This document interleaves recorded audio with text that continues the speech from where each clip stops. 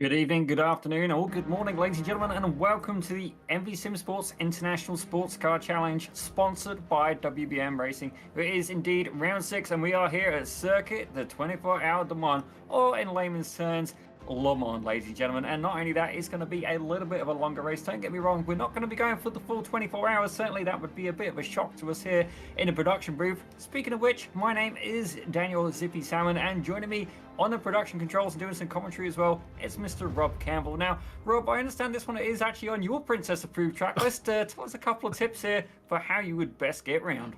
Well, I don't know if I'd say it's on my princess approved list, Zippy. I'm I would say I'm more frenemies with Le Mans. I like the track, but it doesn't seem to like me anytime I race it here. But as far as getting around, I think really it boils down to the very start of the lap and the very end of the lap, because the rest of it's all just kind of flat out the whole way through. So you got to get through the first set of S's unscathed, where it's easy to lose the back end, especially early on in the race, cold tires, and then again heading through the Porsche curves, Ford curves, all those other curves at the end, heading to the start finish line. There's some nasty curbing on those S's sections, so you definitely don't want to get up on those, or you'll be bottoming out, high siding, and you might have to take a trip to the due right to the pits. Well, certainly these cars do have some wings on, but they are not designed to be yeeted into cyberspace. But speaking of where we are, let's take a look at where we've been and perhaps a few places where we're going. So we started at the best track on the planet, Road Atlanta, before heading to Sebring for round 2. Daytona took us for round 3 with round 4 at Watkins Glen. Round 5, a very popular choice actually at Hockenheim, with round 6 taking us to this 1-hour special of Le Mans. As we have a look at the second half of the season, we're going to be going to Road America, Suzuka for round 8. Round 9 for Spa-Francorchamps. That's definitely on my Princess Approved list, but not on Rob's. Round 10 takes us to Aragon, with round 11 and 12 at Imola and Fuji. But Rob, we've got an absolutely fantastic turnout again today. We've got about 23, 24 drivers here in the session. We should maybe take a quick look at these championship points. Certainly, Zippy. Let's have a look at the LMP. I guess you like to call it the LMPH, kind of morphing them both together. But Alberto Alvarez leading the way, 87 points. Jordan Boisvert in second, 69 points. Not too far back, though. Morgan Smith at 58 in third. Ethan Reed in fourth at 54 points. And Wyatt Hudo right on his tail, 52 points. Then we see Parker Dime, Tyler Watson, Stephen Finch, who we haven't seen for a while. Matija Grabovic and Gabriel Crozer round out the LMP field. Stephen Finch has not been seen since he got into that race incident, so it's fair to say he's ducked out. But ladies and gentlemen, let's have a look at the GT3 standings. Daniel Pino leading the way, with Michael Morbedo in second, who is actually now part of the WBM Racing team, from what I understand. Malik Bass is in third, with Pedro da Silva in fourth, and Javi Sierra in fifth. And actually, having a look through there, there's a good couple of battles there. Actually, Patrick Rich and Steve Susanna, those guys both tied on 15 points, with Carl Buchel and Michael Rushton just 1 point between them. Actually, Tristan Lewis getting on that as well, another point. So we got battles happening all throughout the standings, ladies and gentlemen. Fantastic stuff as well. You see, rounding out the field, we've got Bernardo Drugmuller and indeed Raul Vinicius in 23rd.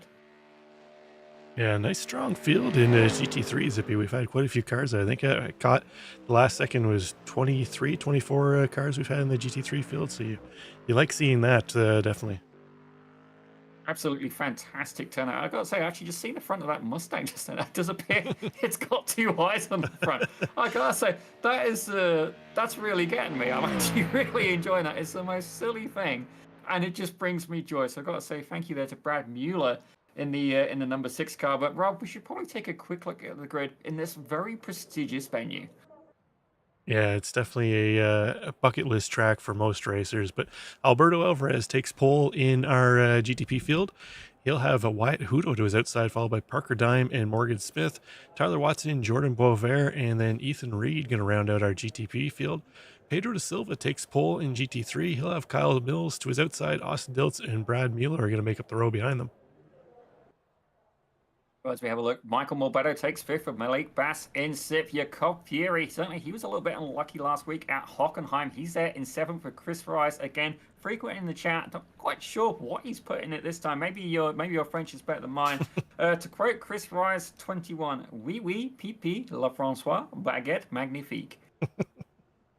I don't know if he's being dirty or if he's just got a confectionery or I guess a yeast craving at the minute. I'm not going to go too far down that road, but certainly some interesting chatter. That's definitely a first for us in the Pit Road Productions booth. But he sat in 8th place, ladies and gentlemen, with Michael Manarino in 9th, Steve Susanna in 10th, with Fozzie Fazillo, Javi Sierra going in 11th and 12th, with Frank Manarino in 13th. Bell Gable takes 14th, and Joseph Kronk in 15th, with Bernardo in 16th.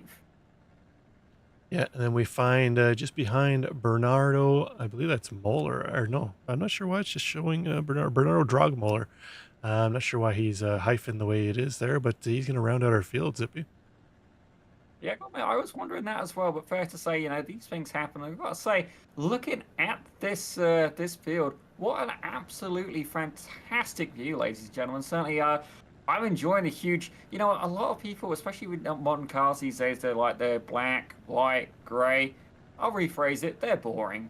Certainly, these guys here, it's like they've been given a pack of crayons and some LSD, and then gone and applied it to the paintwork. And it's fair to say the outline product is very visually appealing.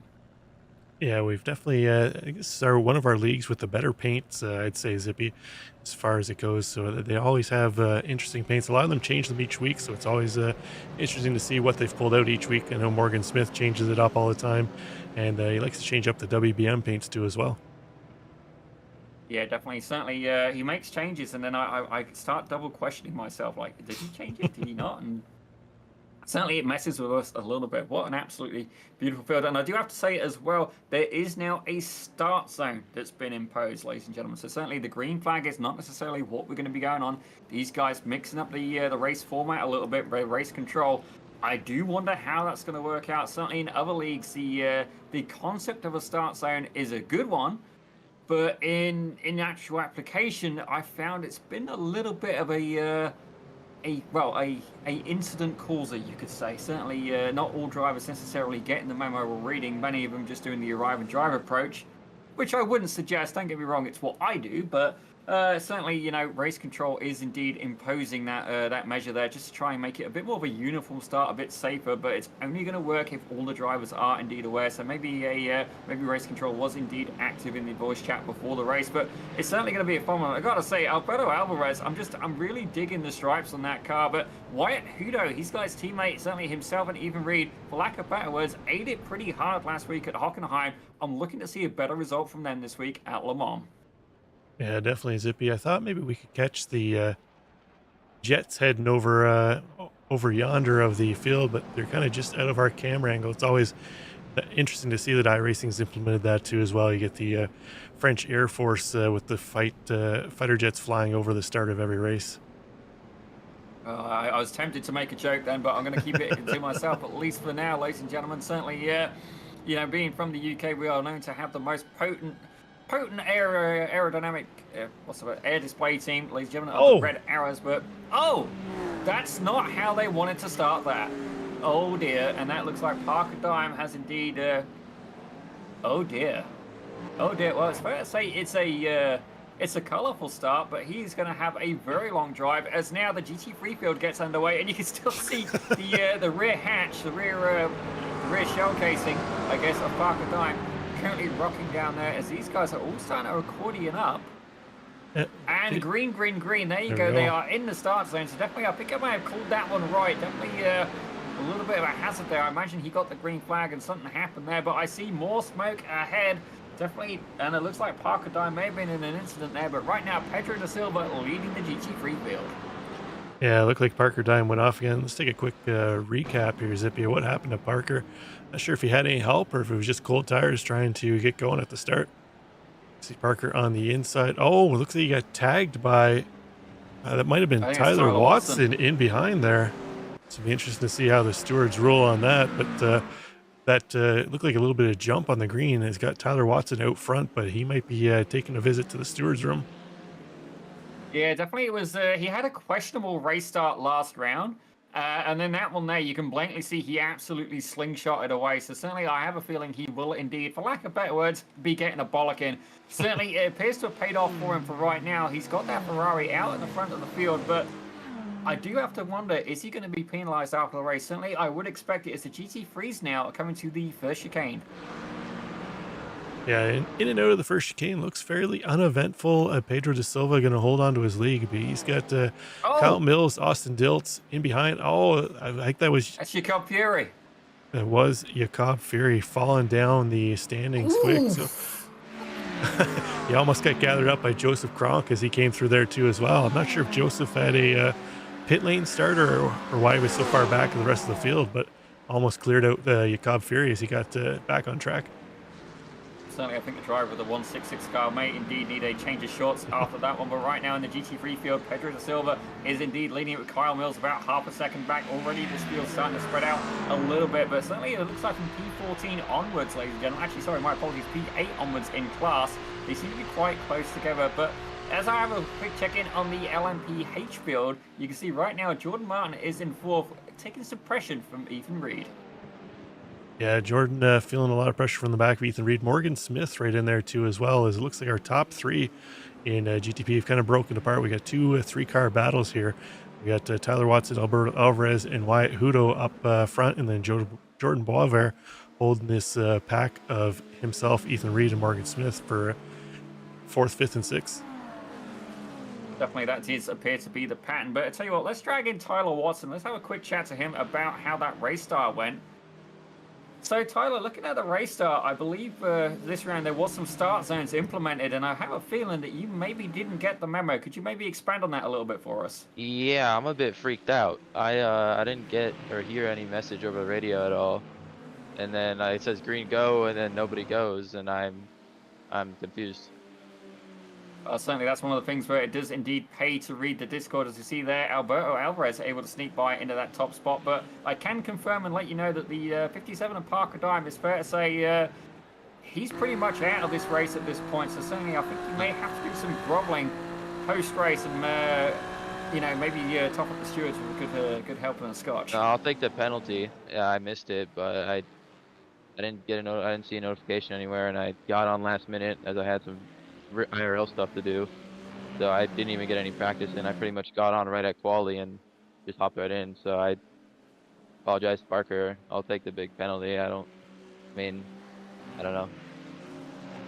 Certainly an unfortunate incident. Ladies and gentlemen, that indeed was Tyler Watson. Definitely not the start he was looking for. Certainly Parker Dime coming off a lot worse than that. Definitely real-life commitments are indeed a real thing. As we're looking at the battle right now for second place, and it's WBM versus WBM. No surprises there, but I gotta say, let's rephrase it. It is America versus England. In this case, I'm sorry, Rob, my money's on the McLaren. Your money's on the wrong place then, Zippy.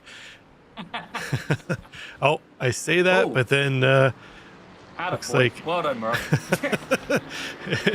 it looked like everything just went wrong for Kyle Mills. He got collected up off track and allowed Austin Diltz to move around, and Brad Mueller as well, his partner in the Ford Mustang out here tonight. But generally, I've actually done a couple races in GT3 here. Zippy, and the Mustang is usually one of the top picks here, along with the McLaren too as well. They both have probably the best top speed out of the GT3 field. I think the BMW is another strong one, but we don't have any BMWs in the field here tonight, so no surprise that a couple of Mustangs are out front. But now they got to try and chase down the McLaren just ahead of Austin Diltz and the Ferrari of Pedro da Silva.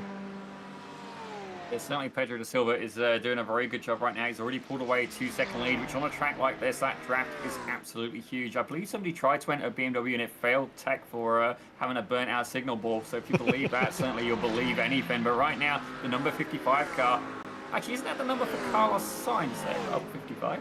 Oh, I can't tell you off the top of my head. I can tell you that... The dog appears to have verified that for us. Right now, we've got another battle going on. It's Fozzie Fazzillo, and you see, look at that, McLaren, and then we've got the Porsche of Chris Rice getting in there as well. So definitely some good stuff going on. Steve Susanna.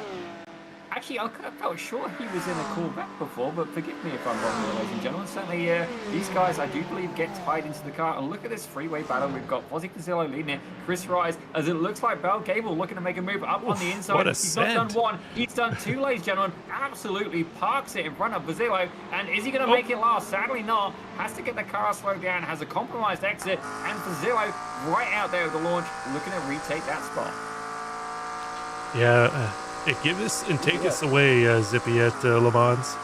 That was a massive send by Bell Gable into the chicane braking zone. I thought he was going to hold it, but looked like he carried just a hair too much speed. So it looks like he might be trying to make a move back around as Parker Dime just in behind this battle. He's been in, got his spare car back out on track. He's going to try and navigate through the GT3s. We'll see if it plays a role here, but I'm not sure if Fazillo got a slowdown possibly. Looked like he had to bail off to the side a little bit, let a couple of cars through. So that might have been serving a slowdown on Fazillo's end. Actually, looking at that McLaren, that has definitely got damage on the front of that. I'm not quite sure where he would have picked that up. Yeah, that's definitely got damage, I believe. Rob, certainly Fazillo carrying a couple of war scars already, and we're only on lap 3, about 7 minutes in, so certainly that is very much going to affect his straight line performance. And then not only that, his fuel consumption as well. This could be quite detrimental to Fazillo's race, but I can tell you that the 62 car, Frank Manarino, appears to have a black flag. I'm not quite sure why, though. Could be a possible slowdown. He didn't serve Zippy because car seems to be driving okay, so I wouldn't think it'd be a meatball flag. I don't see any real damage on it, so all I can think of is possibly a slowdown. He didn't serve in time. Shouldn't be anywhere near the incident limit this early in the race, but we'll have to see if he ducks into the pits as he heads by. But looks like we got a battle here between those two Mustangs of Brad Mueller and Kyle Mills. It sounds like somebody rubbing the wall in through the Porsche curves. Well, Mustang Sally is exactly what popped into mind, and I find myself a little conflicted on this battle. Certainly a WBM fan here, we build memories, but I got to admit, the eyes on Brad Mueller's car, they're just doing it for me. I wonder if we could get a Cookie Monster with eyes like that. It'd look a bit freaky. That's a move on the inside. That's contact, and Mueller goes around. I definitely think there was a little bit of iRacing in-car, inside car physics being a little bit of play there. Certainly in real life, you definitely would have got away with that. Certainly they are not that easy to slingshot, especially a Mustang of all cars. But I'm not quite sure if it was a valid move or not. As we have a look there, he's at the rear wheel. I wouldn't have said that was his corner, and Mueller gets turned around. Yeah, it looks like it was almost a little bit of netcode too as well, just the way Mueller's Mustang kind of jumped in the air with that minor contact. So, but yeah, I don't think that Malik Bass had the overlap. So another one that we'll have to see how the stewards rule on it later on this week, Zippy. I think there was some penalties last week, wasn't there? There might have been. I will refresh my memory with that in just a short moment. But certainly, let's take a quick look here as we see Wyatt Hudo in that number 7 LMP. Let's see exactly what's going on with him now. And, oh dear, a little bit too much curve. Car gets unsettled. Oh, no. And it's fair to say that arm code looks like a delicious bagel at that moment. Or certainly, it's being in France, a croissant. And it's fair to say that he will be very much needing to go stop and get some breakfast after an incident like that. Look at you expanding your French out on the East Coast there, Zippy.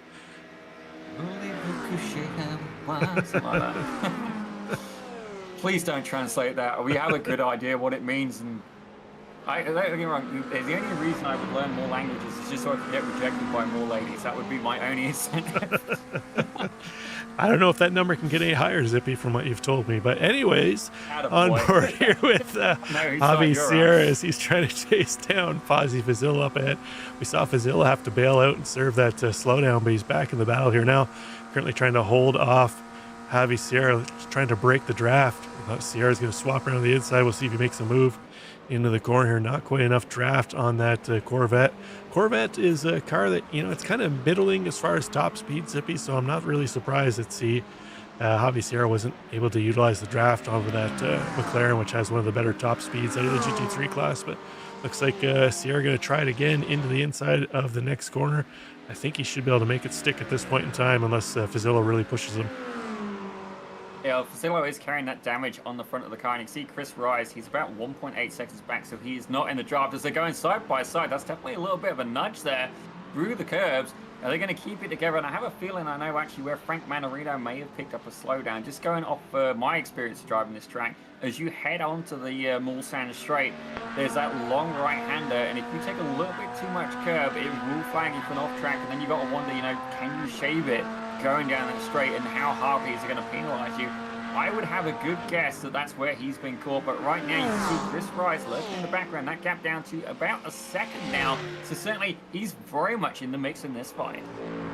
Oh, Fazillo throws it deep on the inside, kind of blows the braking zone, but like Javi Sierra saw him coming, he got back out of the brakes early on to try and make sure that nothing was going to happen there. So risky move by Fazillo. Looks like it played out so far, but that's definitely got Chris Rise into this battle now. Certainly, Chris Rise. He's again always potent in the chat, and you can see that a little bit behind him. You got Frank Manarino, who still has that black flag. He's going to want to clear that before too long, I believe. Excuse me. You've got 3 laps to clear a black flag. If not, you will be disqualified. Certainly, the admins have not waived it. As you see, Fazillo tucking right back in there. But right now, Bell Gable actually right on the back of Manarino as well. So certainly some interesting battles happening throughout the field. Yeah, Bell Gable, we saw take that massive lunge earlier. He's fallen back though, Zippy, since that's happened. So I'm not sure if he had a slowdown to serve to as well. Fortunately, the system doesn't differentiate between meatballs and slowdowns for us, so we kind of just left guessing here at what happened. But it looks like Bell Gable might have had an off track here that would have cost him to fall back, as he's flying in this next corner and not going to make that brake marker at all. Into the kitty litter, keeps it gathered up, almost takes it Javier on the way by, but thankfully they avoided each other. Well, definitely appears to be a little bit of friendly fire, as Bell Gable has indeed gone round, and I believe that's Joseph Gronk. I got to admit, they've had a little bit of an error, but they're almost celebrating. In fact, sorry, Frank Manarino there. Now, I can tell you, my timing does actually tell me if they've got a meatball flag, and I can tell you that it is just a black flag that Manarino has got. Certainly, I have a feeling. Let's see exactly what happened there.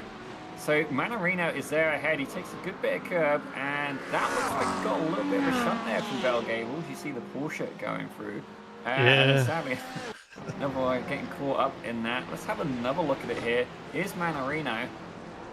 Now, I have a feeling Gable goes right into the back of him. Yeah, Gable just carrying a whole lot more speed through there. Unfortunately, tags the back end of Manarino, so that's not going to help Manarino's black flag cause. I'm not really sure why he didn't duck into the pits that time by to serve the flag and get it cleared. But regardless, he's got it straightened out and he's back on track. Certainly, I do have a feeling he's going to need to serve that sooner rather than later. I'm hoping that my timing is incorrect, but right now we're looking at a battle between Michael Manarino and Jakob Fury. Certainly, we've seen Jakob Fury getting caught up in an incident earlier on as they're going side by side into the chicane. McLaren versus Porsche. The Porsche's going to have it on the inside. Can the McLaren capitalize on that? Will it get a better exit? Certainly, it's going to be in the draft. As you see there, Manarino looking to try and get ahead. And you can see there that Porsche, it doesn't say fat above the exhaust. It's fair to say that the arse on that does appear to have some curves, but it's not stopping the McLaren. He's admiring the view, but saying, you know what, I'd rather you see my tailpipes, as he absolutely cheeses it, heading down to the next chicane. Yeah, Cobb Fury leapfrogs that back. That's something you see here often, Zippy. You make the pass early on a straight and that car tucks in behind you and utilizes the draft to pass you back. Again, you kind of want to work together, leapfrog, instead of holding each other up. You don't really want to go side by side as much as possible. That's how you kind of close in on the car up ahead, as we see Javi Sierra just up the track from him. But as that happens, like Parker Dime has had another incident here. Yeah, I just got the warning that he's got a meatball flag, so let's have a quick look. So here you can see he's coming in that beautiful Cadillac. Actually, we do know somebody who works on these in real life. Locks up a little bit and up. Not the night he was looking for. Absolutely munches on that tire barrier, and it's fair to say that he took some pretty heavy damage from that. But yeah, Shane Spuddick, if you're watching, he is a legitimate Cadillac LMPH mechanic, which is honestly pretty friggin' awesome. Kind of envious, Zippy. Not gonna lie, kind of envious. I didn't think you'd like to work on cars, Rob. I can't imagine you enjoying that. But we do have a couple of battles going on here. As actually, let's take a quick peek here with Ethan Reed. You can see he's applying pressure to a bit of to the whole BMW there of Jordan Boissois. Certainly, Jordan, we have seen he's had an incredible pace, but from what I understand, he's a little bit like me. And ladies and gentlemen, I don't think he's quite as ugly. I'm sure he's not that good, but certainly he has a princess-approved track list. At least that's the way I phrase it. And he seems to be incredibly potent at some tracks. Certainly, Daytona is indeed on his list, but others very much having a little bit more of a challenge. I think Hockenheim, he did indeed have a little bit of a struggle there, but it's fair to say at Le Mans, he's doing quite well. Alberto Alvarez, though, currently 6 seconds ahead. Actually, Tyler Watson dropped quite heavily back. He's in P4 right now. Yeah, I'm wondering, while we were chatting, or while you were chatting with Tyler Watson, it looked like he kind of let a couple drivers through. I'm not sure if that was him kind of falling back to where he qualified. in regards to jumping the start and hoping the stewards go a little lenient on him. But yeah, since we've talked to him, he's fallen back to fourth, one spot up from where he qualified. So we'll see if he starts to try and push forward. But he's got Morgan Smith starting to chase him, only 2.8 seconds back now. But Morgan's going to have to push a little farther to get into the draft of Watson to really make a charge. Yeah, certainly, there's definitely still a lot of race to go. We've got about 43 minutes of this race remaining. Certainly taking Le Mans being the longer one. I get it. Personally, myself, I think Road Atlanta should have been the longer one, but that is a very heavily biased opinion. We're not even going to deny that here, ladies and gentlemen. But certainly, you know, I'm definitely a bit fussy when it comes to track, and Le Mans, definitely a track where I've never really had any pace. Don't get me wrong, you could question that pace, but right now we see Brad Mueller in the pits, which honestly, that seems incredibly early. Bell Gable's got a black flag, actually. Frank Manarino has a black flag. Parker Dime has a meatball flag. And we see another Ferrari in the pits as well. So, don't get me wrong, the undercut has proven to be a valid strategy, but I've got to admit, they're swinging it pretty close to the fence on this occasion. Yeah, I'm not sure. It looks Brad Mueller's flagged for an off track. I'm not sure if that was just him entering the pit lane or something happened to him earlier on, but take a quick look here and see what he was flagged for. It might explain why he pulled into the pits. Oh yeah. That'll do it. That would explain why he's in there early getting some service, Zippy. Yep, and I believe something's happened to Tyler Watson as well. He's just towed to the pits. So let's see exactly what's going on in the Ferrari car, the number 92. As you see, he's there in the closing section, gets a little bit too much curve, catches it, unbalances the car, and it's fair to say that that is a sizable hit there into the armco. Yeah, that Ferrari is no longer going to purr, Zippy. It's not the Ferrari as Dead Mouse would want you to believe. But we got this battle here from Malik Bass trying to hold off Michael Morbetto. Morbetto, we've seen kind of up towards the front the last few weeks. Sitting in fifth overall in class right now. The Porsche struggling a little bit here at Le Mans. It's never been a great car at Le Mans. It's more suited to the twisty sections. Generally not the all-out speed demon that the McLaren or the Ford usually are, but although we're seeing Malik Bass up in P4 right now in the Corvette, I kind of crapped all over the Corvette earlier, but right now it's showing to be fairly strong early on in the race. Now, obviously, there is driver talent potentially involved in that as well, but the Porsches always tended to be very strong in the braking zone, and in a track which is as flat out as this, you're not going to be able to really capitalize on those opportunities. Certainly, there is so much flat out, and that's why the Mustang and indeed the McLaren have been doing so incredibly well. The Porsche very nimble, very much a late braking car, but there just isn't enough braking zones to capitalize on that. As we see here, Bell Gable absolutely flying down the Mulsanne straight as he's heading down into the right-hand chicane, and well, he didn't even try and get through that. A little bit of autocross, and it's fair to say you've hit a cone, sir. That'll be a full second penalty. Yeah, he's on his way to get one of your baguettes you were talking about earlier right now, Zippy. I'm not sure what kind of cream cheese he might put on it, or if he's just going to go straight butter or toasted, or what his flavor is, but he's definitely on his way. Well, definitely Chris Rye's actually packing the baguettes today. Certainly, he was on about somebody called Francois, or Frank, I'm not quite sure. Oui, pipi, le François, baguette magnifique. I've got no idea what that was aimed at, but certainly some interesting chat, and certainly we're milking it for everything we got, ladies and gentlemen. Certainly Chris Rise in the 911, in the 211. Hey, I got it right this time. But then very accent in the headlights he's got in there as well. But I can tell you that Frank Manarino has indeed cleared his black flag, so that's good news for him. Bell Gable, however, still has one to serve. Yeah, we've got quite a bit of spread on the field right now. This is still our closest battle between Malik Bass and Michael Morbetto. Morbetto's closed that gap last sector here on the back of Bass. So look, see if he's able to put some pressure. But you see there, once they get into the higher speed sections, that Corvette's able to just kind of pull a couple tenths away. And Morbetto's just kind of left looking at the windshield, waving at Bass as he drives off into the distance.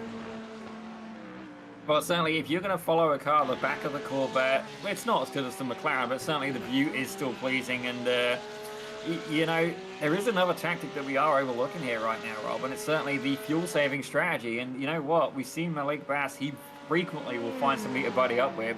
And at the end of the race, he tends to do quite well. He is, at this point, Mr. Consistency. But certainly, I think Morbetto definitely not a slouch. If I look at his iRating, actually, he is 1,800, absolutely solid. Actually, Malik Bass, My timing must be incorrect because they're literally all of the I ratings are completely rounded to a 0, so there's no way I'm buying that. But it's fair to say he's a competent driver, and definitely, you know what, these guys now being teammates, you have got to wonder, will they swap over partway through the race? Certainly, WBM, I can see here, 4th, 5th, 6th, 7th, actually 3rd, 4th, oh my gosh, 2nd, 3rd, 4th, 5th, 6th, 7th in GT3 class.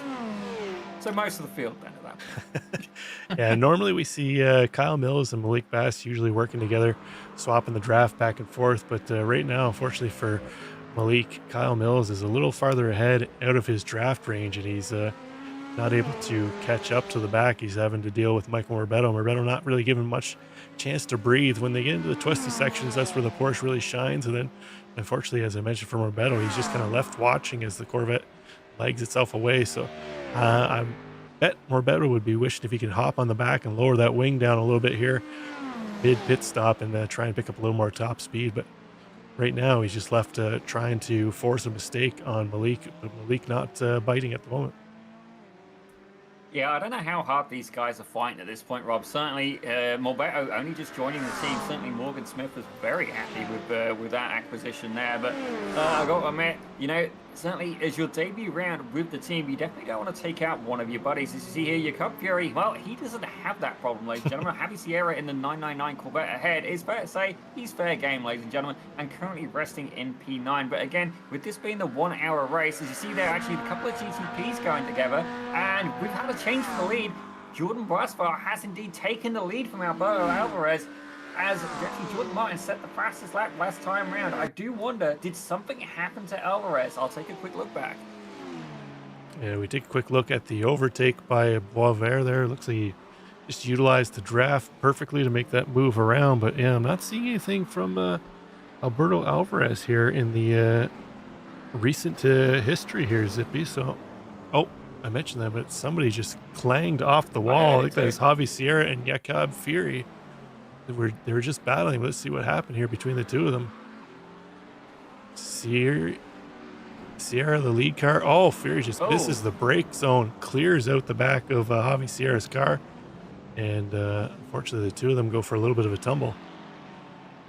Well, certainly the GTPs will be very relieved that they didn't get caught in that as they're passing in the final pass of the circuit. See Fozzie Fazillo. Actually, my apologies, Steve Susanna there. Definitely leaving as much space as humanly possible. And don't get me wrong, anybody who's raced multi-class racing on the sim will very much understand that. It's taken a lot of curb there. I wonder if you got an off track for that. I'd certainly expect it to. But Boisvert takes the lead. And the question is, can Alberto Alvarez, can he answer back with that? Certainly, it's good to have a battle going on in his GTP field. And on the other hand, you know, is he going to go more for the fuel strategies? He closes right up on the rear there as they're heading towards the start finish. Yeah, Alvarez really putting the pressure on the back of Boisvert, trying to get that top spot back from Boisvert, but Boisvert doing everything he can, using up everything within the track limits to stay ahead. Right now, able to do it, but I think that Ferrari might have a little more top speed in the straights compared to the BMW of Boisvert. So once they get onto the Mulsanne here, we'll really see which car is trimmed out a little better for Le Mans. Well, certainly another thing we have to keep in mind as well, maybe we can get a cockpit view. I'm not too sure if either of these cars would show it on the dash or anything like that there, Rob, but certainly you have the MG UK, which is basically a little electric motor, and you can indeed change out the mode that it's on. If you have a look here, I don't believe it's going to tell us. It looks like we're only going to be seeing the tack and the gear, the last lap. Sadly, we can't see anything that would influence the setup, such as the traction control settings and stuff like that. A little bit annoying there. If you have a look at the Ferrari, it just says no deploy. I do wonder if that would change. Certainly the sim are hiding a little bit of information there. Definitely intentionally, for sure. It would be a tactical thing, and honestly, I think they should show it myself. But one thing you can do is you can set the electric motor into different modes. You have attack, you have balance, and you have rebuild. And certainly you can use that to try and, oh dear, Mustang doing Mustang things. Thankfully, no bystanders were hurt in this incident, but Brad Mueller, fair to say, not the corner he was looking for. But to get back onto the MGU, though, certainly you can use that. And if I was, if I was Alberto Alvarez, I think I would be tucked behind Jordan Martin and very much be trying to rebuild that battery up and try and save it for a potential pass down the road. Make sure you can get the battery fully charged and save it for when it really, really matters. I don't know, that scene we just saw on the Mulsanne here of the GTPs weaving in through the GT3 field. I don't know if you've seen the movie Need for Speed or not, Zippy, but very reminiscent of when they have the three Koenigseggs heading down the highway, weaving in through the traffic. That was amazing to see the drivers navigating in through one side, then looping around to the other side there. But Ethan Reed has caught up to this battle for top spot in GTP. But certainly that's some good news for Ethan Reed and indeed for that team as well. I'm trying to think actually, Wyatt, what's his name? Wyatt Hutto. He's fair to say he's retired actually after that incident, so he's out of it now. So the team very much looking to score some points. As you see there, one of the Mustangs, that is Austin Diltz. He's definitely going to be sweating a little bit as his field of 3 GTPs go past him, but definitely able to keep hold of that. As you see, Pedro da Silva, he's about 2.5 seconds up the road from him, but a good battle happening in the GTP field, and we're approaching the halfway point at this moment. Yeah. We should be seeing more of our cars coming in to get their service done, Zippy, as we got a battle here between Fazillo and Rice. So Fazillo's still sporting the damage on the front end of his car, so we know he hasn't come in to pick up his spare car, get repairs done in his service, but Rice putting a ton of pressure on the back of him. See if he's able to use the aerodynamic deficiencies of that McLaren now up front to get that Porsche around. We've seen the Porsche kind of struggle with the Corvette, but we'll see if it's got a little more legs to take advantage of the damage that Fazillo currently rocking. Well, it's fair to say I'm 5'10" and most of it's legs, Rob, but I definitely am not going to be able to run any faster than these guys. And Fozzie Fazillo still nursing that damaged car with Chris Rice right behind him. And I got to wonder as well, are these guys playing it for the long game? We've seen a couple of guys pit early, some of them to clear flags, some of them, as I say that, we see the GTPs, actually 2 of them coming into the pit. So that's Jordan Brassois, and I believe that's Ethan Reed behind. Alberto Alvarez choosing to go for another lap. Now, we've seen him have the late strategy earlier on. Morgan Smith coming in there as well. He's the last surviving GTP, just 4 of them left, ladies and gentlemen. Certainly it started with 7, and half the field, lack of better words, has bit the dust. As Parker Dime has actually cleared the meatball flag, are we going to see him return to the track? Yeah, Parker Dime, I'm not showing him in session now, Zippy, so maybe that's why he's cleared the meatball flag. But Alberto Alvarez going around one more lap. Hopefully he's got enough fuel to do it. We've seen him be able to do a little bit of a fuel savings game earlier in the season. So we'll see if he, if it was I'm tripping over my tongue here, Zippy, strategy when he let Jordan Boisvert go by to try and save a couple tenths or gallons of fuel here to run that extra lap. But right now he's all by his lonesome out there, and Boisvert and Reed are back on track. Well, you can see here just how much they've spread out with that pit's incredible differences, actually. So you see there's like a 2-second gap between Jordan Brassois and Ethan Reed. Morgan Smith was a little bit further back, but the one to watch is going to be the number 29 car of Alberto Alvarez. But let's take a quick look at the battle going on in GT3 right now with the 98 of Steve Susanna, Fozzie Fazillo, and Michael Manarino. All these 3 guys battling, and I have a feeling actually, it's in the pits. I thought it would be going down the Mulsanne straight. Nope, it is a pit stop battle. And right now, Manarino getting the short straw. As you see, a couple of the WBM guys coming out there. And again, the pits, incredible variation as Ethan Reed has caught up to Jordan's Brassois. Yeah, that Porsche of Reed showing strong pace out of the pit stop.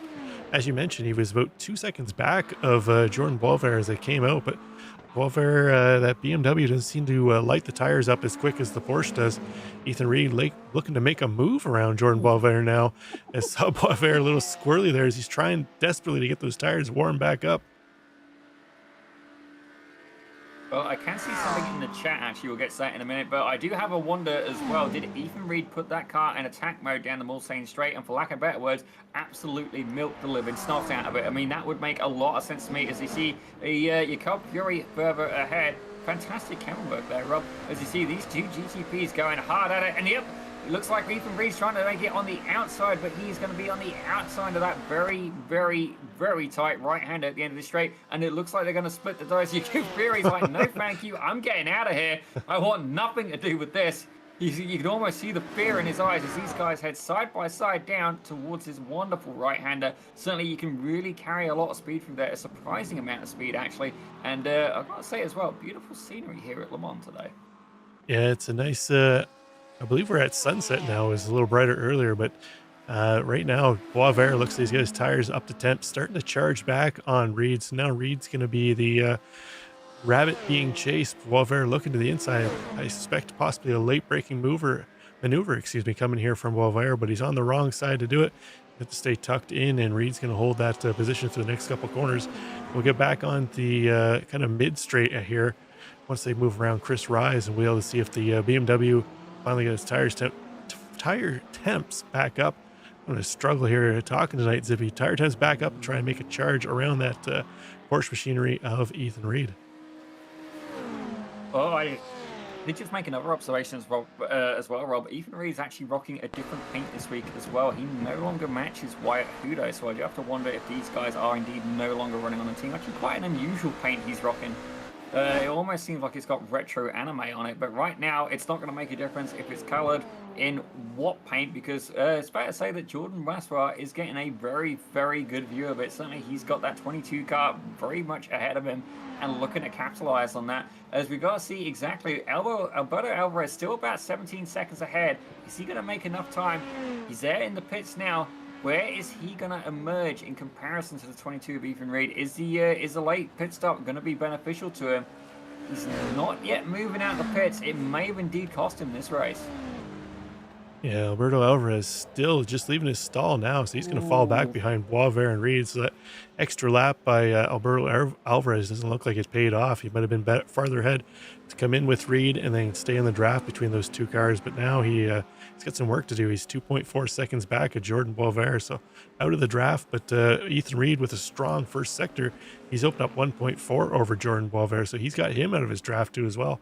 So if Reed can maintain that distance, he might have an opportunity try and pull away from Boisvert. Well, certainly it would be very beneficial on the points. Actually, maybe we can get a quick reminder of the points here while they're going down the Mulsanne straight. Let's see exactly how it is for Ethan Reed right now, because certainly he'd be looking to capitalize on that. So right now he's in fourth, and he's having a great battle with Wyatt Hudo, but his competition, Jordan Braswell, is indeed at 69 points. I'm not sure how many he would score. Certainly your worst week gets dropped, so it does indeed, it makes it a little bit harder to follow, but it would definitely give him a good buffer. Wyatt Hudo out of this race, Parker Dime out of this race, Tyler Watson out of this race. This could be a very good day for the number 22. Yeah, he definitely needs to hold on to that spot, but we're seeing on the straight, Jordan Boisvert is taking 3/10 out of the gap that Ethan Reed had, so that BMW seems to have a little bit higher top end speed on the straight. Jordan Boisvert able to close back down, but Ethan Reed a little quicker through the S's sections, so he's running a little higher downforce, able to take more speed through there. Zippy, it's a struggle. I'm on the struggle bus over here, but as they move around the Porsche of Michael Morbetto, everything's kind of copacetic, maintaining where it is right now. Ethan Reed with a very interesting paint, "My Dress Up Darling," written on the side of that. Maybe there's something he'd like to share with the group. I don't know. I'm not going to ask, but certainly you see there, he's making his way past Malik Bass in the GT3 field. Actually, Austin Dilt's leading the GT3s right now. I have a feeling we've had a change for the lead there. Austin Diltz is out front. He is yet to pit, though, as Diltz, Bass, Morbetto, Fury, and De Silva have not, or sorry, De Silva's their highest place car that's pit. So right now I suspect De Silva will retake the top spot in GT3 once our top four come in for their pit service. Now, speaking of pit service, there is a car that has a black flag. It's not a meatball, but it is indeed definitely something that you do not want the attention of the stewards, and that is Jakob Fury in the number 20 machine. But right now the battle is continuing for the lead of this race outright, ladies and gentlemen, and for the LMP hybrid category. It's the 22 versus the 9. It's Ethan Reed versus Jordan Braswell. Certainly these guys having a great battle, and the question is, how's it going to work out for the fuel as well? Certainly Ethan Reed, he was getting a good bit of a draft. Is he going to mess with his fuel calculations as they're carrying an absolutely insane amount of speed here? Yeah, using all the downforce available to them in these prototype cars. But having a look here, something just happened to Morgan Smith moments ago. Let's see what happened to Morgan. He was showing some promise before the pit cycle. He was catching that group up ahead, but say he probably might just lose the back end of this Porsche. Oh, it locks up the back tires as the bail keeps it off the wall, fortunately for him, but that's going to cost him some time and a little bit of pride. Definitely a little bit unfortunate, but you know what? He did indeed leave a souvenir for his fellow comrades in terms of some gravel, ladies and gentlemen. So certainly a few of them may indeed find that getting a little bit slippery later on. But we have 25 minutes left to go, and the race continues. It is incredibly close here. And I have got to wonder as well how it's going to work out with pit strategy for the GT3. Certainly Austin Diltz, Malik Bass, and Michael Morbedo yet to make that pit. Morbedo currently tucked in behind Bass. Is he going to be able to save a good amount of fuel? Pedro da Silva as well, he's tucked in behind Jakob Fury, but Silva has already pit. So you have got to wonder, you know, is he going to be holding him up? As I say that, Diltz comes into the pits, Morbedo comes into the pits, and Bass comes into the pits. So let's see exactly where Pedro da Silva is going to emerge. Certainly he had a very healthy lead, and I think it's fair to say he's going to continue that. As I already see, it looks like Austin Diltz is making his way out of the box. And yep, he's not going to be able to retake that lead, but certainly a valiant effort there from the number 14 car. Yeah, Diltz isn't too far behind, though, up 4 spots on the day. He's only 4 seconds back of Pedro da Silva, so we've seen that the McLarens have top speed advantage over the Ferrari, so we'll see if Austin's able to use that advantage on the straights and try and shake down Pedro da Silva up ahead. But it's kind of a 2-car battle up front, and his third place, Michael Morbedo, is 15 seconds back of that battle. So right now it's between da Silva and Diltz for top spot in GT3. Oh, looking very much forward to that battle, as Jakob Fury still has a car very much near him. He's got a couple of cars near him, actually, as I believe something's happened with Michael Manarino, actually. Oh, looks like Ethan Reed had a little bit of an off track that allowed Jordan Boisvert to get back up in front. But as they battle, you can see Alberto Alvarez getting back into the picture up there. So this 3-car battle is going to be back underway here, Zippy, shortly in GTP. Well, the way things have been going, certainly the person who would be most looking to capitalise on this actually be Morgan Smith, because it's fair to say he has indeed won the Pit Road Productions Jammy Dodger Award so far for being able to cash in on free positions with other drivers getting into incidents. And certainly 2 free cars, high speed, potentially a low downforce setup, going through the twisties. I can indeed see things happening, ladies and gentlemen, but Kyle Mills right now, it looks like he's got Javi Sierra behind him as well. Just a little bit of a notification, but we'll check in and see what happens to Michael Manarino very shortly as well. There is a crash warning for him, as Jakob Fury has also cleared the black flag. Here we take a look at what happened to Manarino. Looks like heading into the Porsche curve, just going to drop a tire onto the grass with his Porsche at that. And the back end just swings around for him. Keeps it off the fence, though, by the looks of it, Zippy. So once he gets it straightened back out, he can head back onto the track with no real complications other than just a little bit of time lost. Oh, don't make me wrong, he managed to keep it off the fence, but I believe something may be touching his shorts that he maybe didn't wish was in there in that scenario. Certainly in real life, I would definitely need to change his shreddies, but it looks like the GT3 field has indeed, they were accordioned up again together, and it looks like Fozzie Fazillo is leading that charge. He's there in the 61 McLaren, Malik Bass right behind him, so certainly we know that Malik will be looking to save some fuel. Kyle Mills is about 1.4 seconds back, but they got Javi Sierra. Now I have got to wonder, are these WBM guys, are they going to work together and leapfrog each other? Certainly, I was always thinking there's going to be a little bit of a bump draft here. Definitely not the strategy that I would recommend, but they are together in Discord. I definitely believe they'll be communicating, as it looks like these guys are yet again going to be going for a photo opportunity at Le Mans. Yeah, it looks like Malik Bass making the move around Fozzie Fazillo. They're going to leapfrog into Mulsanne corner here, but Kyle Mills trying to tag along with them too as well, because they can get the 3-car photo op here, Zippy. Ooh. I'm getting excited. Rob, we've got something happening in the GTPs. So you can see here, Jordan Braswell has indeed held on to the lead, but as Rob was saying earlier, the 29 car of Alberto Alvarez was about 2 seconds back. Well, ladies and gentlemen, that's now about 2 tenths back, and you can see he is hot on the tail of the 22 of Ethan Reed. So now it went from being a 2 and a 1, well actually it was a 3 and a 3, then we went to a 2 and a 2, and now we've got a pack of 3 again, ladies and gentlemen. So certainly don't quote me on the numbers, but it looks like Alvarez, if he gets any closer, he's going to give that gentleman a free prostate exam. I hope you're wearing gloves, as he gets it done in the braking zone and slingshots his way back onto the 2nd place. Yeah, utilizing the draft perfectly there. Ethan Reed, I think, kind of bailed out, tuck in behind, and see if the two of them can work to try and chase down Jordan Boisvert as this 3-car battle back underway, Zippy. So it'll be interesting to see. We still got a little less than 20 minutes to go in this one, so still plenty of time for drivers to make a move or errors to happen. But right now, these 3 are kind of looking like the cream of the crop in the GTP field, and they're actually three of our only four GTPs left through attrition in this one, so it's kind of fitting that they're all on track together.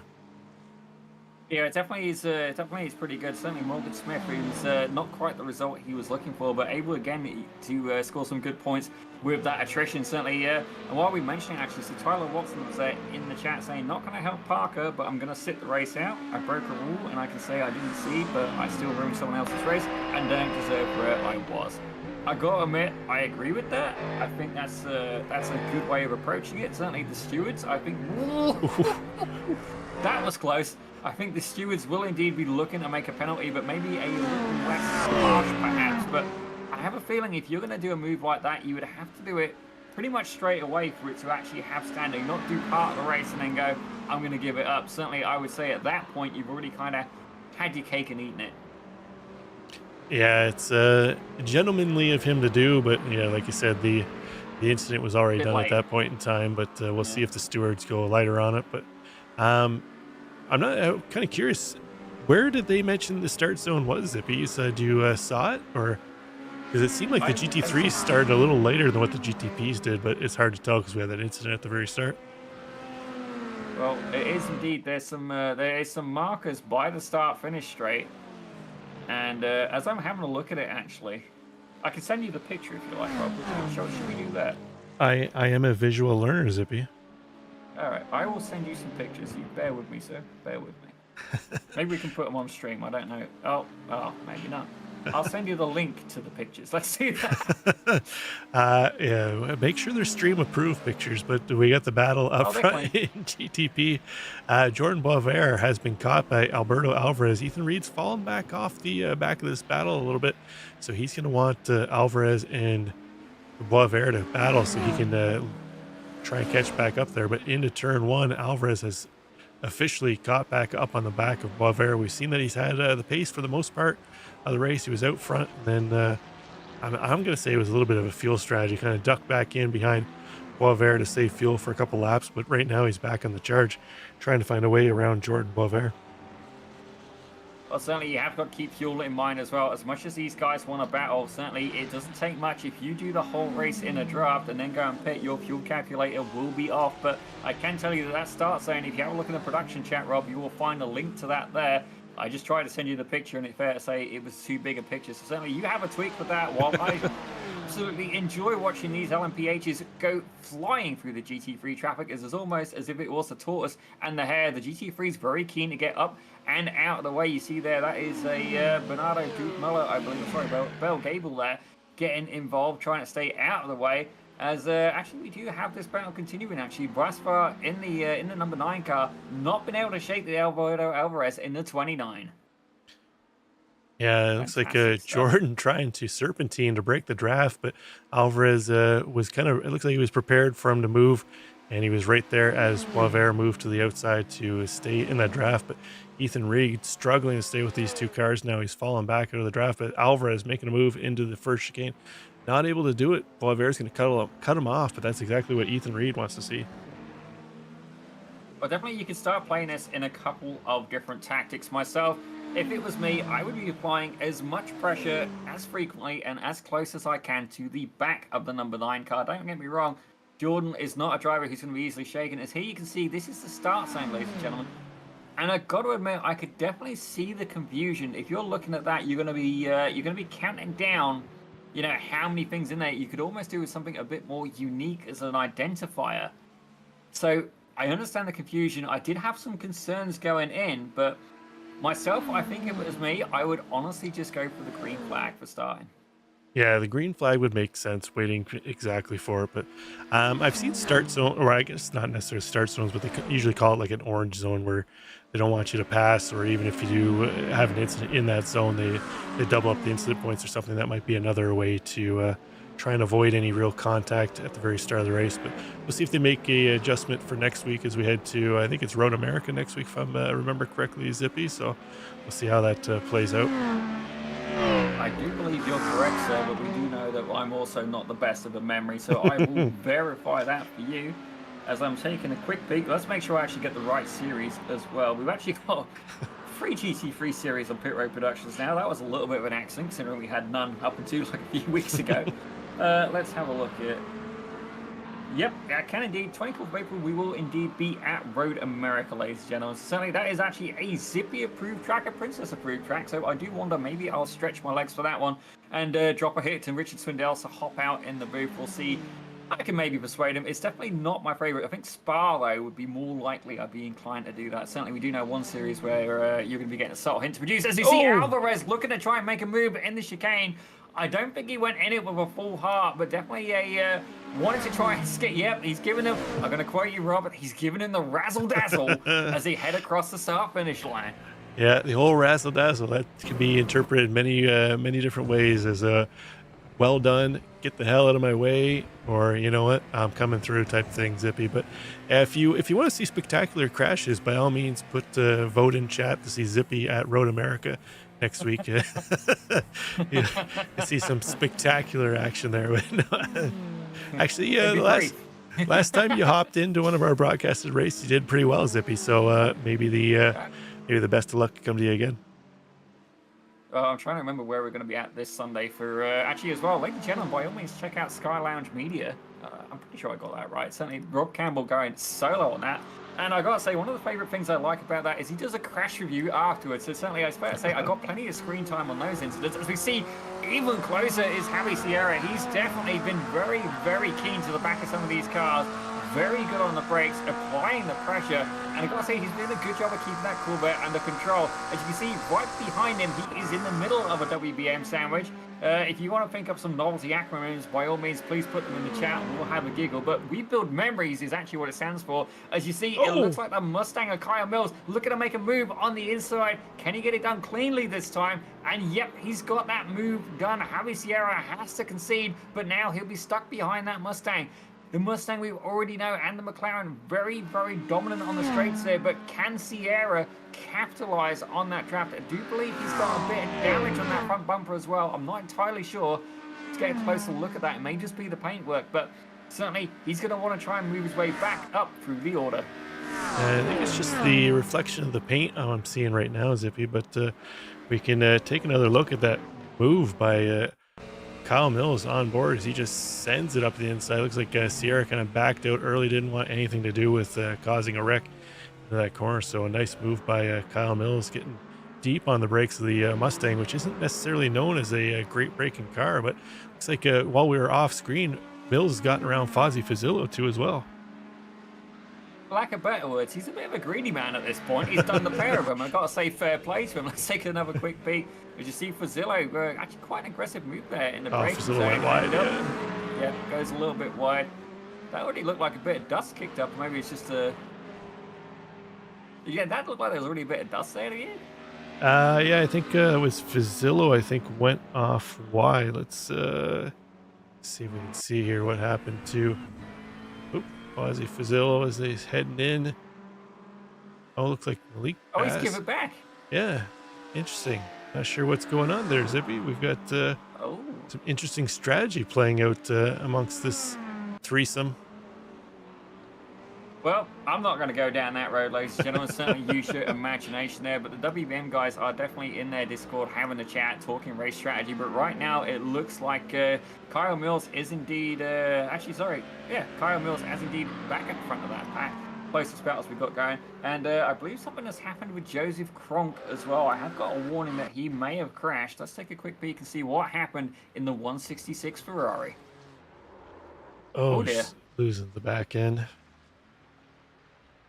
I gotta admit, this new Ferrari, I've personally not got on with it in the slightest. It's almost like the Lambo used to be, where the arse end appears to overtake the front end on frequent measures. But actually, we've got an incident for Bell Gable as well. He's rocking a Porsche, also a car that tends to get a little bit understeer. There you see Morgan Smith running a little bit deep. Let's see exactly what happened to Bell Gable. Certainly, he's been very aggressive in the cornering, and I think it's caught him again, carried in a bit too much speed, and goes and hucks it into the sand. So maybe a big fan of Knight Rider at this point. Certainly David Hasselhoff did star in Baywatch, so maybe spending a little bit of time at the beach. Yeah, I think, what was it, the new iteration of Knight Rider was sporting a Mustang, so maybe you should hop into the Mustang to be real Hasselhoff. But you were seeing Bernardo Dogmiller swinging out in the Acura. We haven't seen much incidents with the Acura. I think he actually might be the only Acura in the field here tonight. He is. So that's unfortunate for Bernardo. Is still up 6 spots from where he started, but that's going to drop him back a little bit. Yeah, actually, Curtis Matthews, if I remember rightly, he normally runs an Acura. I don't see him in the session today. So, Curtis, that's politely, you have been missed, and we expect to see you next week. Certainly, Le Mans, generally quite an easy track to learn. Don't get me wrong, hard to get pace, but Javi Sierra right now, he's got plenty of that as he's applying the pressure to Fozzie Fazillo. Definitely only about 0.3 of a second back. If I have a look, very quick check-in just verbally with the GTP battle, Alberto Alvarez is indeed leading it with Jordan Smith about a second behind. You're going to see those guys bounce around a little bit there as they're going through the traffic. Actually, the traffic we're literally watching right now. Kyle Mills, Fozzie Fazillo, and indeed Javi Sierra. As you see Sierra, I don't think he's looking that hard to pass. I think he's honestly, it's almost, to quote this dad's bad, he's playing with his food before he eats it. Well, some could say the front end of the Corvette kind of resembles a shark nose, Zippy. So maybe that's the plan here. But we happen to catch up with them the same time the leaders were working through, and you can see Ethan Reed now making his way through that battle. He's fallen 4 seconds back of Alvarez and Boisvert. So Reed was looking strong after the pit cycle, but unfortunately, once the tires got warmed up, look at that Porsche, not so happy on the hot tires. But it looks like Jordan Boisvert and Alberto Alvarez heading through a debris field. Looks like Fallujah out there with the amount of debris flying around left and right. I think that was Fozzie Fazillo, and dropped a tire on track and just threw scattered remnants all across the track at the his competitors in behind. Unfortunately for his competitors, it was his teammate Kyle Mills and Malik Bass in behind. It was honestly like his car was, for lack of better words, farting packing peanuts. I think that is the best way I could describe it. As the confetti, as you almost see a collision there. Chris Rise definitely been a little bit clenched at that moment as Jordan Brasfart been able to sneak on by. He's definitely going to stay close to the back of the 29 car of Alberto Alvarez, and Ethan Reed sadly 5.3 seconds back as well. He just needs to hold on. As I have a look, actually Morgan Smith very much out of it. He just needs to survive at this point. He's almost a minute back, so he's going to be 100% dependent on instants, and even then, as the laps come down, he's only got so much time to catch that up. As you see, Alvarez, as it's getting a little bit darker here today at Le Mans, the lights have come on. You see here, the flagman, very much, he's going to need a warm winter jacket at this point. As you see, even more debris as they go over the start-finish line. Yeah, it's starting to look like an off-road race here shortly, Zippy, with the amount of gravel and sand we got up on track. But this should be our second to last lap. So next time by, we should be seeing the white flag as we're running, one of these guys running in GTP, about 3.5-minute laps with just over 5 minutes to go. So this will be the last chance for Jordan Boisvert to really put a push on. But Alberto Alvarez in that Ferrari really starting to show its top speed here over the BMWs. He's managed to a little bit of traffic too as well. They had to navigate through, allowed Alberto to open up that gap. But we'll see if the BMW has anything here to offer on the high speed sections. If I have a look at the best lap, Jordan Brasfart does indeed have that fast lap by about 7/10 of a second, ladies and gentlemen. You have got to wonder if the deploy modes come into play on that. But right now, we're having a look at Malik Bass. You can see he's actually there behind Steve Susanna. He's about the same place as where he started. And actually, we haven't mentioned it yet, but the hard charger right now is indeed Steve Susanna. So certainly a good job done by him. He's had a couple of rough races, and certainly I have got to wonder how hard is he going to fight his teammate Malik Bass, looking to try and move up through the field. I gotta admit, I'm loving these synchronized paints. Certainly the white wheels on the McLaren, the black wheels on the Corvette, and yep, that was definitely a defensive move there from Susanna. The 98 very much not wanting to concede at this point to the 191. Yeah, it might be papaya rules right now, Zippy. We're 2 laps to go, the gloves are off, but looks like it looks like Susanna getting some push by Bass here now. They're gonna go too wide into the chicane. We'll see. Oh, looks like Malik Bass is going to hop up in front of Steve Susanna. Now it's Susanna's turn to try and utilize the draft to get his position back. But they're possibly working together. It could be just trying to work together to catch Chris Rise up ahead. Rise up 7 spots on the day, currently in 4th spot in GT3. He's not out of their grasp at this point in time. They still have plenty of time to catch him if they can utilize the draft properly. Certainly Chris Rice in the 211 is going to be heavily outnumbered, and honestly, as I'm watching these 2 WBM drivers do that, I'm thinking of the meme that you often see with the Nutcracker. Certainly if you've seen it, you are 100% going to get that reference. But for lack of better words, think of Al Pacino and Scarface and, you know, something going up your nose. That's the best way I could describe it. As you see here, the 211, we've got a view from the rear wing. And look at this, WBM photo opportunities are plenty here at Le Mans. Certainly, the venue's not my favorite, but the car quality is absolutely fantastic. I've got to say, Steve Susano as well, getting in a very tidy headshot, ladies and gentlemen. That's a proper race car driver right there, Zippy. You got to put it on your resume and put it in the SDK driver app. But we should probably remind anybody that's out there in the league, if they want to pop in their fancy little picture there in the driver profile, if you go to SDK Gaming, they have a driver app free app. You can plug in your team information there, your headshot or your dog picture, whatever you want. Your wife, you can put your wife picture of your wife on there so you get extra bonus points at home. And it'll show up on stream. Depends on the wife. Certainly, and keep it respectful as well, ladies and gentlemen. Don't get me wrong, we are all for some good banter, but certainly if you put anything up there too distasteful, we will make sure that you don't do it again by, you don't want to go down that road. Certainly, you don't want to be under scrutiny from the production team. We are maybe not as kind as the stewards, and generally we stay out of it, but definitely some fun stuff there, and by all means get involved in that. You can even set your team as well. If not, we can manually override it if you have a little bit of difficulty with the app, but you have got to wonder, as Ethan Reed has had to make a pit stop now, you have got to wonder, is this going to open up an opportunity for Morgan Smith? Ethan Reed obviously not having enough fuel, I guess, at this point, has to take to the pits. Morgan Smith, he was about 50 seconds back. Can he be able to get it done? Is this going to be a splash and dash? 33, 32, 31. Is Ethan Reed on the move? Nope, he's in the air. It looks like he's accidentally took tires. This could be absolutely catastrophic for the 22 car. Yeah, definitely not what you want to have with only a lap and a half left of this one. But Ethan Reed still in the box. Morgan Smith coming into the final couple corners here. So it could be interesting here. Morgan Smith could be seeing himself onto the podium due to a little bit of a fuel calculation error with Ethan Reed as he's heading out of the pit box now. It's going to be close into turn one. Zippy. Reed's going to have cold tires. Remember, the new cold tires on the GTPs not going to lend well for him as there Morgan Smith makes the pass up into P3. Oh, and Ethan Reed's going to lose cold tires. The cold tires we just mentioned. Oh, and he's going to lose it again. So I gotta admit, that was a beautiful drift, though. A little bit of Formula D action there, but Morgan Smith gets the lucky dog move of the day here today. Take a little bit of a coin phrase from NASCAR.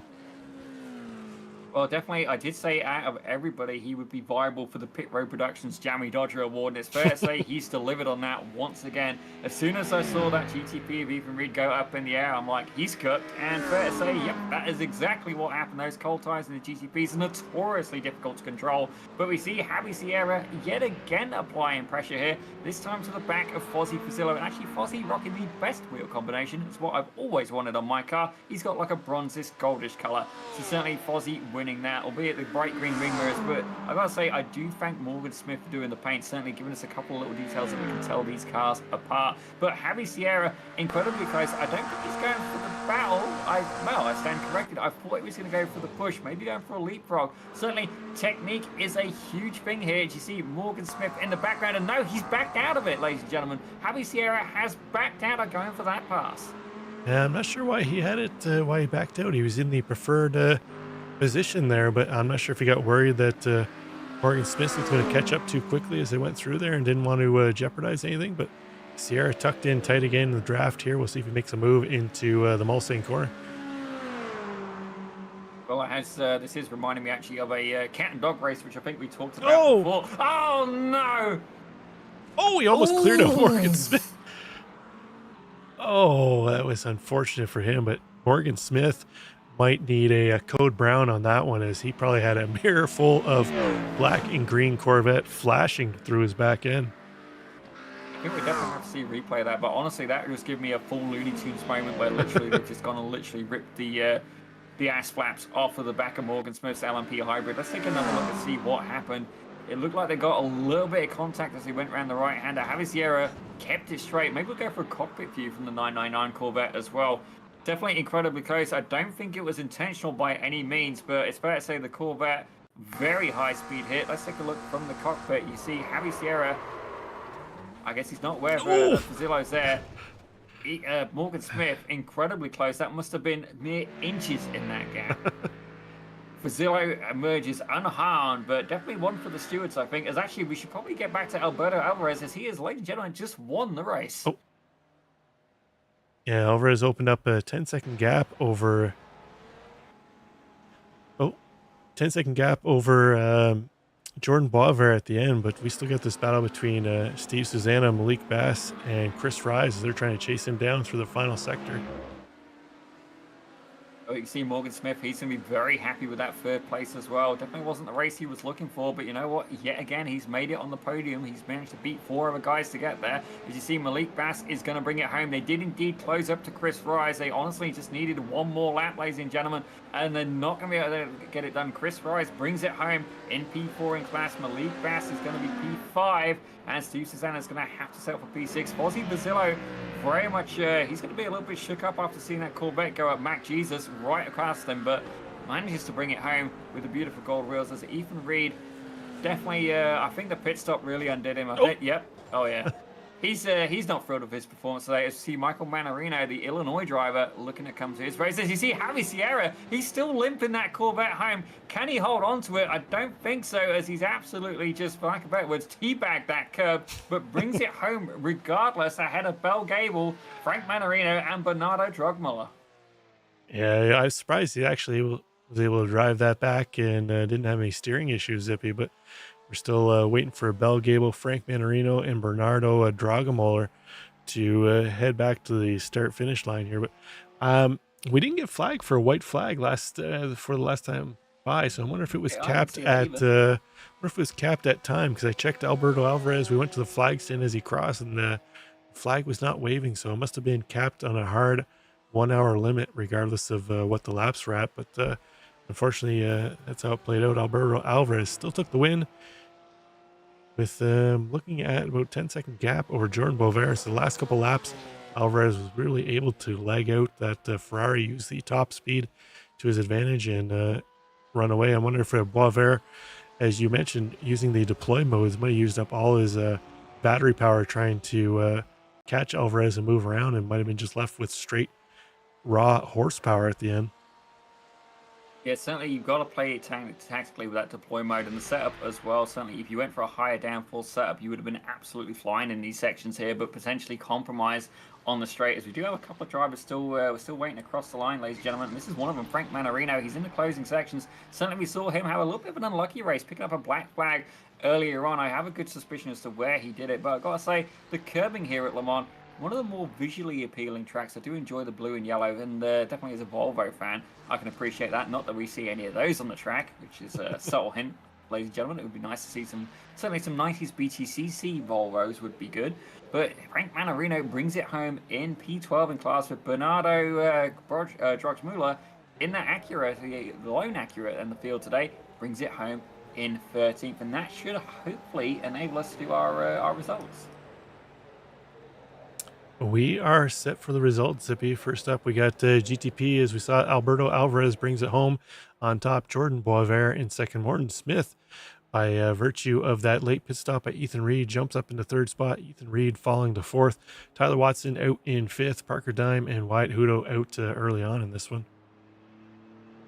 As we have a look at the GT3, you see Pedro da Silva, he honestly just took it and ran away with it. Austin Diltz did a great job moving up another position there. It's nice to see him have an actual good, clean race, and I don't feel it was his fault, honestly, having looked at some of the incidents he's been caught in previously. But he takes second with Michael Morbeto in third. Chris Rice takes fourth for Malik Bass in fifth. Steve Susanna in sixth for Kyle Mills at seventh. Fozzie Basillo dodging a bullet of Javi Sierra. He takes 8th with Michael Manarino in 9th. Javi Sierra, the Corvette bullet, in 10th. Bell Gable in 11th. Frank Manarino takes 12th. With Bernardo Drogmuller in 13th. Then a couple of very unfortunate gentlemen. Joseph Krog in 14th. Jakob Fury in 15th. And Brad Mueller closing out the field in that Mustang in 16th. Well, Rob, I think this is the time of the show where we get in for some interviews, and we do have the one and only Jordan Brasvar. He's been waiting there in the interview room. Now, Jordan, I got to admit, it was looking like you may have a win in the bag, but certainly Alvarez able to catch the better of you during the end. Tell us a little bit about your strategy for Le Mans. I made multiple mistakes early in the run, so I was playing a little catch up. But then when I realized it too late, I was too low on fuel and I wasn't gonna be able to save it. he actually saved that first round on the first stint to where he went the extra lap than everybody. So it gave him that cushion and fuel to be able to push at the end where I had to save, and I was still just a tad bit shy, so I just had to back off and let him have it from there. But overall, BMW is fast. It was quick. Messed up a little bit of qualifying to hurt my track position once again, but like always, I rebounded in the race, and if fuel wasn't a problem and I was able to save that extra lap like Alberto, it would have been a straight up dogfight to the end, and I think I could have had him. I think I had a better pace than him. Actually, on the pace side, I can tell you that you guys were less than a tenth apart. If I do a very quick bit of zippy map, it's about 7/100ths of a second between you. So definitely on pace, very evenly matched on your best laps. A 326.892 by yourself, at 0.963 by him. So literally about 7/10ths, 71/100ths of a second. It doesn't get much closer than that, especially with such a long track as well. I mean, you guys are basically doing a 3.5 minute lap, but I gotta say, Jordan, fantastic job, able to get the P2 up 4 spots in the field, so that's definitely a good result. But we're going to be heading to Road America next week. How do you feel about that track? Road America is a good track, really flat. Can catch you off guard, but if you know with the new tire model there, it's gonna be tricky for the first few laps. It always has been tricky before it, so just try to manage to bring your tires up to temperature and hopefully stay out of trouble and just get through traffic nice and easy. It's a fast-paced track, so like always, it should be a good race. Well, certainly we wish you the best of luck of that. But Jordan, before we let you go, is there anybody you'd like to shout out? Yes, most definitely. Y'all from the broadcast, John, Morgan, everybody at WBM who helped put this together. Thanks to all the drivers once again for showing up. We can't do it without them, and be able to have this awesome race. And shout out to my team, Aerokinetic. They are my new road team, so I've been representing them recently. But still, shout out to WBM as I still talk and race with those guys. So, but yeah, that's it. Well, ladies and gentlemen, that was Jordan Brasbar, your second place GTP finisher, and we'll see him back at Road America. But Rob, I understand you've been able to catch up with Kyle Mills, who did indeed come P7 in the GT3 class. Yeah, not my best showing. Well, we saw you embroiled in a bit of a Mustang battle early on, Kyle. It looks like you dropped a tire off, fortunately fell back. You're battling with I believe it was Brad Mueller early on. How did your race go, other than, like you said, a little disappointing in your results, but looked like the back half of the race kind of played a little better for you, working with your teammates to use the draft to try and catch Chris Fries up ahead? Yeah, Malik and I were trying. I kind of made an error going into pits. I didn't practice pit entry at all, so that's on me. Ended up picking up a 40-second hold.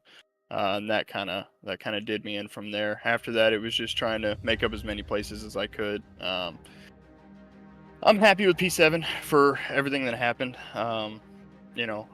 It's super awesome having great teammates like Malik and Austin and everybody that I can draft with. But ultimately at the end of the day, it's my mistakes that put me there. Yeah, we've seen all throughout the season that the WBM teammates seem to work real well together and not really pushing each other and trying to make inopportune overtakes. But we head from a high-speed track here in Le Mans to another fairly high-speed track, Road America. How you feeling the Mustang? I know it's strong at Le Mans with the low trim and the high top speed. Are you feeling confident to perform next week at Road America? Yeah, Road America is one of my favorite tracks. Learning the Mustang is new to me. I'm used to mid-engine cars. I drove the Porsche for the longest, and so I kind of tried to switch it up this season. Still trying to learn the Mustang, but it's fast, it's stable. It's just a big old car. Yeah, a whole lot of V8 muscle in it. But anyway, you want to thank Kyle before we let you head out? Yeah, I appreciate my wife letting me do these races. She kind of makes sure everything's going good in the house. I appreciate all the guys at WBM. Mo, Jordan, Malik, Austin, Parker. Fozzie. There's so many people that I'm missing, but yeah. Well, congrats, Kyle. We hope to see you battling strong in next week, and hopefully you can make your way up to the podium in GT3 next week. Best of luck. Yes, sir. Thank you, guys. Oh, Okay. fun stuff here in the Le Mans series. Well, Le Mans series, the Le Mans circuit, ladies and gentlemen. Certainly, Kyle Mills getting involved in a couple of things. I do wonder if we can steal Morgan Smith. We're going to try. Mo, are we able to steal you for a moment? Yeah, what's going on, guys? Hey, again, we had a little bit of a giggle here in the production booth. Certainly, I did dub a new award, and it is the Pit Road Productions Jammy Dodger Award. And it's fair to say, yet again, you managed to slingshot yourself on the podium. Tell us, just how lucky are you feeling at this particular moment? Yeah, you know what? It just really goes to say the racing's all about average lap time, not about the quickest lap out there. So we'll take it. I know Ethan Reed made a mistake, so that's tough for him. But I'm not going to argue with 3 points. Every goal counts the same around here. Definitely consistency is indeed key. But Mo, as the organizer of the series and the lead sponsor as well, I feel that you should really take this moment to really strongly promote this fantastic merchandise here that you've managed to set up for WBM. Why don't you tell us a little bit about that? Yeah, I just honestly, it was luck of the draw. I did a lot of research on what company to go with. So I'm pretty stoked. Shout out Chris at Arma for setting me up with the shop. It's nice to be able to have the guys go somewhere to not only support our team and what we're trying to do, but also get some cool gear, customized gear. Some of the apparels come in for the guys, and I've gotten good reviews all around, so I'm really excited about that. Hopefully we can, move in the right direction with that store and just make it bigger, maybe get a couple more teammates involved. Yeah, I'm just excited to give the guys something. It's nice to get back to the team. I've got to say, it's definitely the finest looking merchandise I've ever seen any sim racing team do. Don't get me wrong, I'm not the most fashion, I don't know what the correct word is, fashion intrigued, Rob, help me out here. You get what I'm saying. Take a look at the webcams we have early on in the broadcast. That'll show you Zippy's fashion right there. Yeah, cheap shot. I put on a Pit Road Production shirt, so I'm all for merch, I guess, ladies and gentlemen. But certainly, if you want to help out and help support this broadcast, help support WBM, by all means, maybe think about getting yourself some merch. There is a good selection. You got tees, you've even got sweatpants, which I got to be honest, I know this guy in the booth absolutely goes crazy for. And I don't mean Rob Campbell, he's more into the Lululemons, he likes that snug fit, certainly makes him feel much better about his manliness, but definitely Mo is all about that, enjoys the sweatpants, and then not only that, if you want to feel, you want to support this, by all means guys, if you're watching, send a little bit of money his way, help him support the broadcast, support the hosting of it as well. We're not looking for tips, we'd certainly rather you put it straight back into the league. But Mo, I gotta say, another Jammy Dodger result, able to get the third place, congratulations. But before we let you go, how do you feel about Road America, which is coming next week?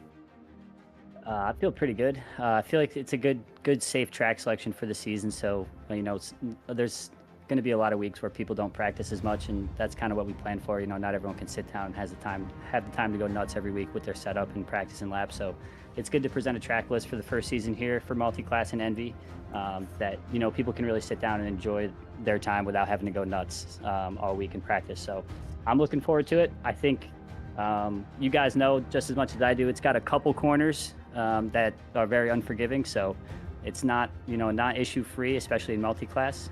So it should be another good race. I know it's a long season with 12 races, and you're always going to have those attendance debates as we go on, but it seems like the guys that are involved in the points are sticking around. So it's good to see a grid full of cars still out there. I think we need to ask Morgan one question here before he goes, Zippy. We need to make a request on the WBM apparel. We need to get a WBM banana hammock for Zippy for out on the East Coast when he's down by the beach picking up seashells by the seashore. He's going to have to model it too as well to put on the website. I know it's not warm for too long up in Canada where he's at, but during those warm seasons we do want him looking good, so maybe we'll take a look at that. Yeah, don't believe him what he says about shrinkage. I'm glad we don't have the webcams on right now, because I'm pretty sure between the pair of them I'm now blushing. But we are going to mention one other thing as well, and as Envy Simsports has been involved in this, they are actually doing a 12-hour charity race at the Nuremberg Ring on May the 17th. So certainly John Cannon, he's putting in a lot of work to organize that. Again, it's going to be on the 17th of May. If you're interested in getting involved in that, best way to do it is leave a comment on the YouTube chat. We'll make sure that you get in with John, and we'll point you in the right direction. Certainly, the 12-hour Nuremberg endurance race they're doing for charity is a good warm-up for the iRacing official one as well. So certainly, especially being in the ring, you definitely can't go into that track cold turkey, or indeed cold banana hammock, as it seems to be the case here. But Rob, we should probably bring this show to a close. And I've got to say, what an absolutely fantastic event. Certainly, the paintwork here, the WBM really getting in on them photo ops as well. But before we go, Rob, any closing thoughts from yourself? It was Le Mans doesn't disappoint, Zippy. We had battles all throughout, even though it's a massively long track. I suspect we're going to see even more of the same next week at Road America with the high-speed, low-downforce setup. So I'm looking forward to it. It's a track we both love, and it's always an iRacing favorite. So I'm sure our drivers will come real prepped and ready to battle. Yeah, definitely not just on my Princess approved list, but indeed in the hearts of many. But ladies and gentlemen, that's just about going to wrap it up for us here on Pit Road Productions. Thank you very much for tuning in. My name is, and I guess always will be, Daniel Zippy Salmon, and joining me in the booth was Rob the Goatee Campbell on the production and doing a bit of controls, doing a bit, oh my gosh, commentary as well. Thank you very much. We're going to see you actually Saturday for the Almeida Racing Academy. We'll see you then. Thank you. Bye-bye.